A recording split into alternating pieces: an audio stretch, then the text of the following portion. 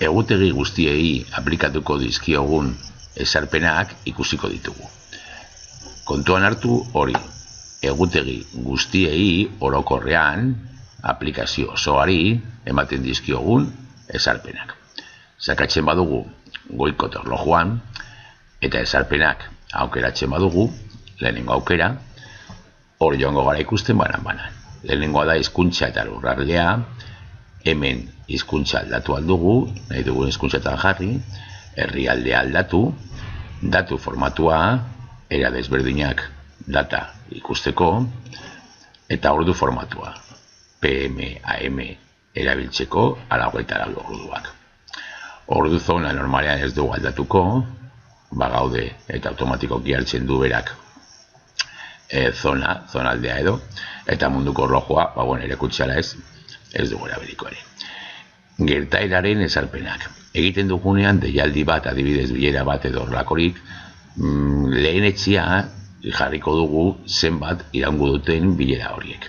Normalean jarrita dago 30 minutu, jarri aldugu 15 minututik 2 ordutara, utziko dugu hasiera baten horrela, eta gero gertaera egiterakoan edo deialdia egiterakoan bilera planteatuko dugu luzapen ezberdinak edo. Bilera azkarrak egiten dugu, nara ez. Hau normalean utziko dugu bete horrela.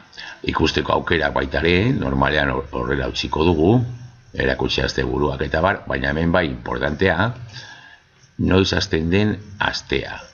Eta gu normalean astelena jartzen dugu, lehenengoa, ezkerreko lehenengoa ikusteko astelena. Gu normalean horrela erabiltzen ditugu egutegiak. Hemen maileko gertaerak automatikoki jartzeko ala ez, baita ere utziko dugu horrela eta ez aldatu. Eta hemen bai, jarri aldugu lan orduak, zein ordutan gauden lanean eta zein ordutan ez gauden. Horrela, normalean jartzen badigute gertaera bat edo bilera bat kanpoan gaudenean,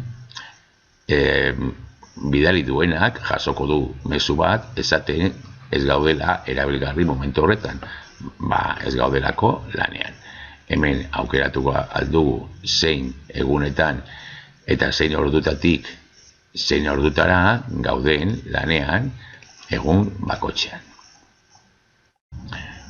Eta normalean, haue dira, orokorrean aldatuko ditugun ezarpenak.